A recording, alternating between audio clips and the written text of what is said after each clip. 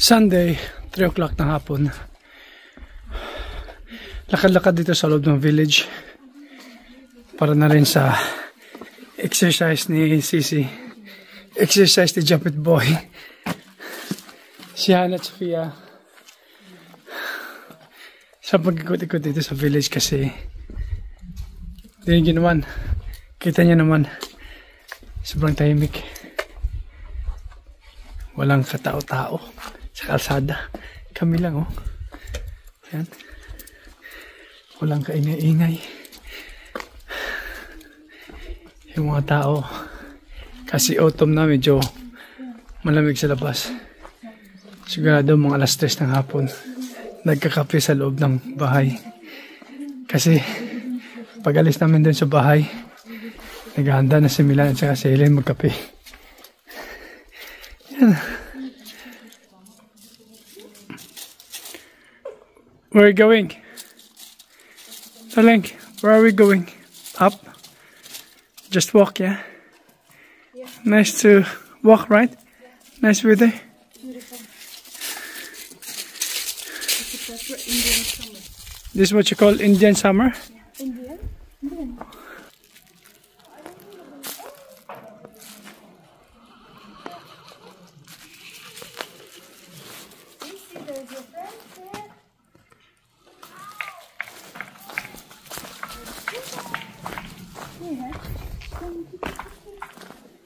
Not sure if she's got her.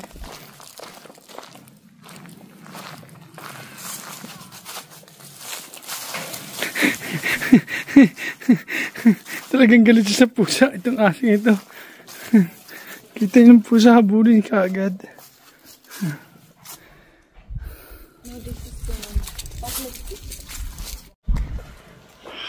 Opava. Yan yung Opava Town Center. Sobrang layo na yan. Nandito ka na kami sa itaas, dito sa village. So kung ibalik natin sa zoom out, yan siya. Punta kami doon sa field. Sa malawak na lupain. Sarap maglakad-lakad ganitong panahon nga, oh.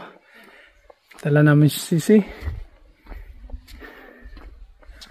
Ganda ng mga bahay dito. Kaya lang ang kalaban sa mga bahay nito, yung hangin. Kasi malakas talaga ang hangin dito. Lalo na dito sa Tuktok. So, mas malamig dito pag autumn. Hindi pa winter, yung autumn yung ito nito. Kasi pag autumn, malakas ang hangin. Yan, pero ang bahay dito magaganda. Yan, tingnan yung bahay dito, oh. Diba? Sobrang ganda. Malaki din. Yan. So, dito na tayo sa open field. Wala pong pananim dito.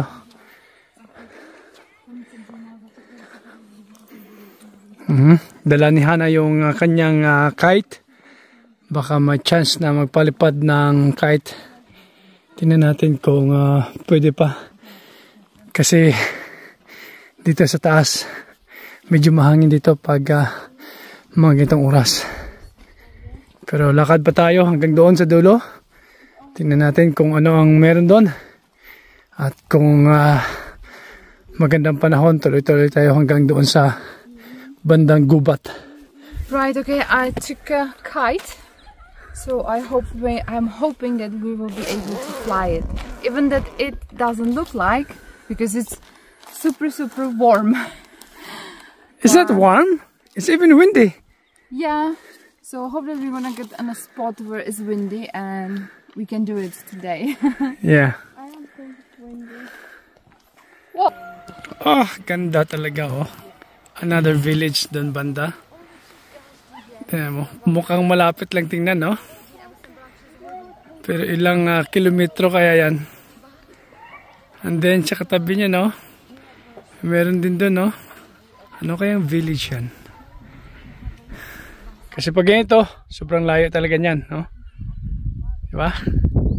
Ganda lang dito sa itaas, sa village. Talagang kitang-kita mo yung buong bandang Ostrava doon. Ayaw ko kung ano yan. Hindi ko alam yan. Ito ang Opava. Ito ang Opava.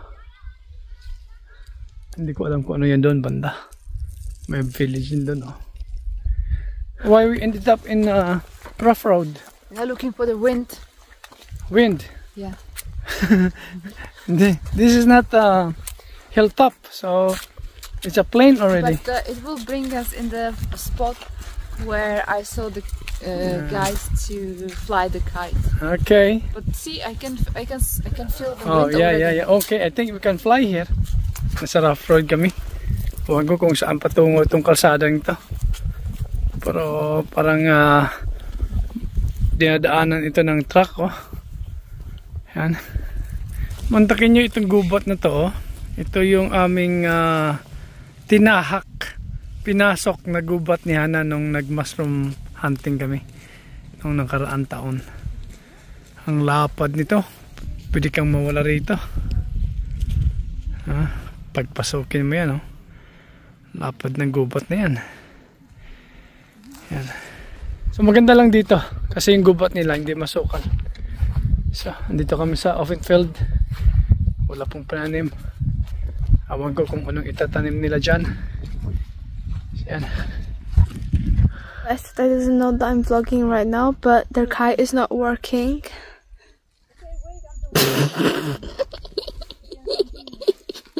Okay, one more time. But that is the wind whisperer. Yeah, you will go for wind. Okay. No, I know if there's a wind. Kiri, No wind at all. Kiri, I'll you see? Give me CC and then. Wow, dito ang magandang view. Talagang kita mo rito yung buong syudad.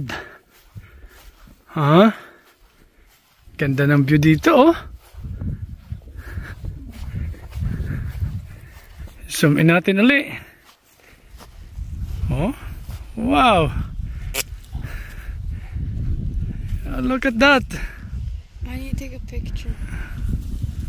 Beautiful, right? Ganda ng lugar na to rito. Wow. Amazing. Yung rough road, pabalik din pala ng village to. Yan. Ganda ng panahon. Yan yung Drzewice na village. At ito naman yung Radon. Yan yung Radon. Sumpay lang yan. Yan. Drzewice. Yan. At Radon. Yan. Ang ganda dito, no? Okay? So beautiful here. Yeah. Okay, hold this. Yeah, Please. Yeah. Beautiful. Sinubukan niya na paliparin yung kite pero wala talagang malakas na hangin. Next time na lang. Hindi umipikto yung aking wind whisperer na ako na sipol, ah. Yan. Huh? Yes, of course.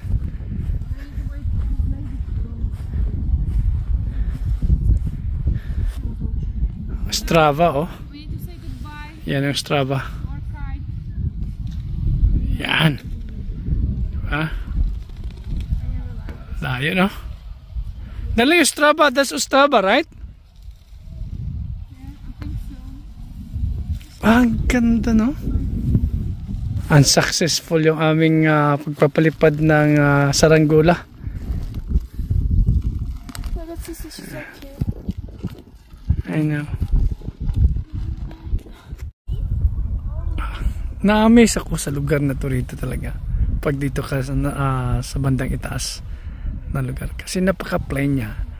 Tapos makikita mo talaga yung buong town ng Opava. Pati yung bahay, oh. Dito sa Radon yan. Radon yan. Yan. Sa baba yan. Yan, Radon. Radon. Yan. Diba? Super ganda, diba? Amazing talaga.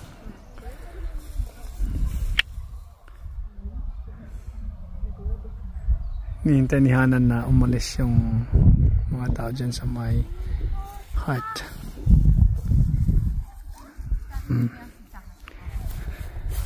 Okay. Wow! Princess na!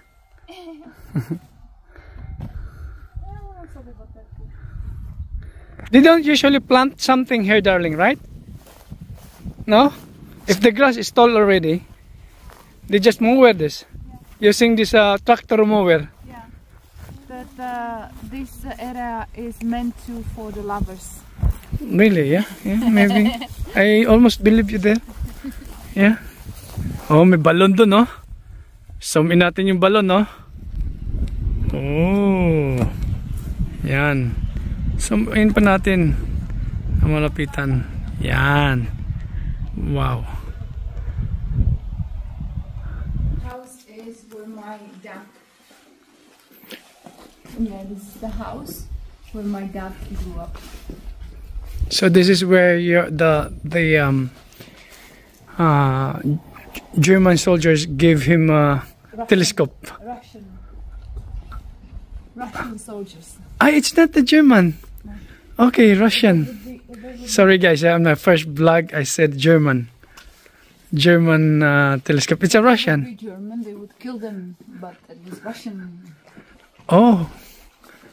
Wow. Sorry guys. It's yeah, I forgot. Yeah, Hana told me it's a Russian, it's not German. So, just mo dyan. So, yeah. Dito pagmamayari yan dati ng pamilya ng tatay ni Hana. So, dyan lumaki yung tatay ni Hana. Pero yan, kamag-anak pa rin ni Hana yan dyan. Darling, still your relatives live there? Yeah. Oh, okay. So, what's the reason why your dad moved out?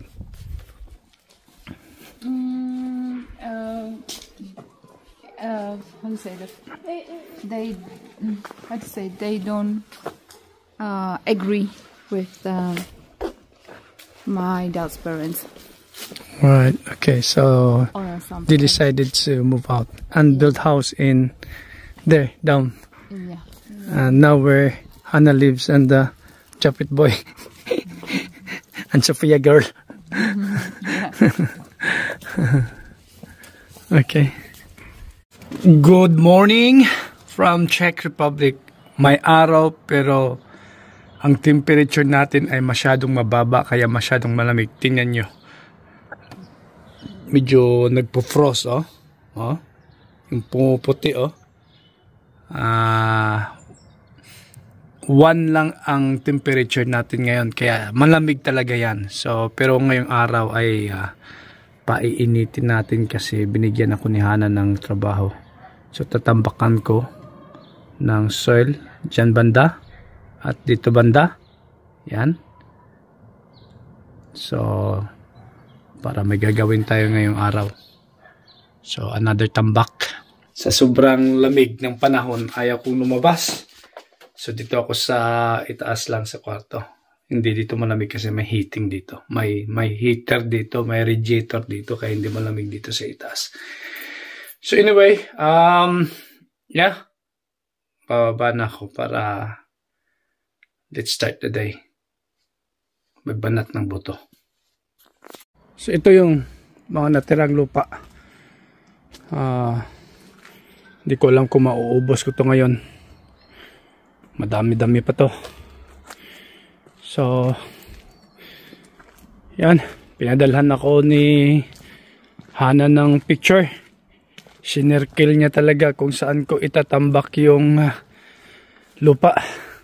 So banda dito at dito. Okay. Yan. Alright. So umpisa na natin ang ating trabaho.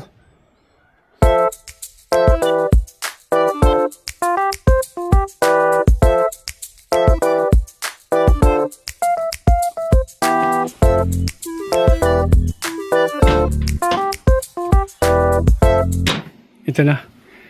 Ang gagawin ko ngayon, spread out ko muna siya. Tingnan ko kung kulang pa. Naka 16 wheelbarrow din ako. Nabalik. Marami pang natira talaga. So ang purpose kasi ni Hana rito, parang i-level up niya yung lupa. Parang i-level niya lang. Pero hindi enough eh. Kasi doon mababa masyado. Pero kung i-level mo siya, lalagpas na yung lupa rito sa kabilang bakod na yan. Hindi na pagmamayari ni Darling Hana. So spread out ko muna yung lupa. Tingnan ko kung ano ang magiging itsura nito. Okay.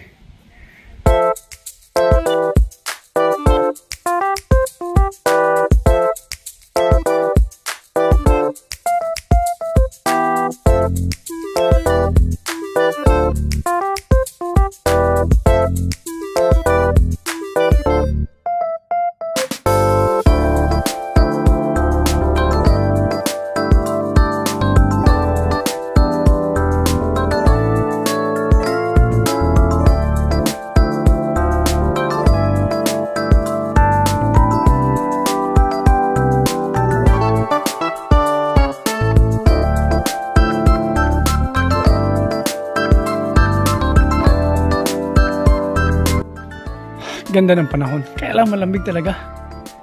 Mainit. May araw. Pero malamig. So yan. Naikalat ko na. At pagdating siguro ni mamaya ni Hana, siguro may konting ko lang siya. Ayusin. Hindi ko talaga alam kung ano ang gusto nila rito. Ito lang. Sabi ili-level. Pero kasing lupa pa ganun. Parang siyang naka-slope. Ganyan. So kung ilalagay mo siya ganyan, matatapon yung lupa doon sa kabila. Kasi sobra eh. So kung talagang gusto na i-level, ito yung bawasan. Hanggang mag-level doon sa base, doon sa kabila. Pero tampak ng tampak dito. Anyway, so plano ni Hana yan. Bahan niya naman to. So yan, spread out ko na yung lupa. So tingnan natin mamaya kung anong gagawin niya. Nakakapagod yung nakakakuan talaga. Yung pagpala ng lupa doon. So I can't imagine really yung mga construction worker. Tapos under the sun, ang init. Tapos ang sahod ay magkano lang sweldo ngayon ng mga constructions sa Pilipinas? Yung mga construction boys, 700, 800 pesos a day. Grabe na. Tapos baka wala pa nga, baka 600 lang. Tapos buong araw yun, 8 hours yun. Samantala ako, nagtrabaho ko ngayon dito 2.5 hours lang. Tapos ramdam ko na yung pagod.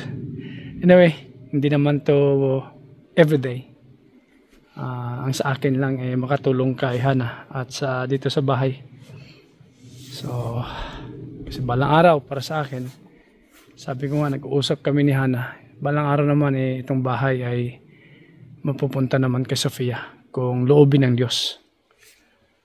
Okay, ganun lang yung generation to generation. So si Hana ang unang naibigay sa kanya una. So pangalawa kay Sofia, God willing, if God permits, baka sa mga anak ni Sofia. So at least titira na lang sila, di ba? Yun nga, sabi ko kay Sofia, mamimili ka na lang. Gusto mo sa Pilipinas, gusto mo dito sa Czech Republic, o gusto mo sa England. Mamimili ka na lang. Pero kung akong tatanungin kung saan yung free na may bahay ka na, dapat doon ka na. All you need to do is to establish your business or job dito sa Czech Republic. O sa Pilipinas, madali lang naman magpatayo ng bahay sa Pilipinas kasi meron na kaming lote, meron namang farm. So depende sa kanya yan pag nasa wastong edad na siya. So yan muna, papahinga muna ako. Oras is 11:30. Nag-umpisa ako alas 9.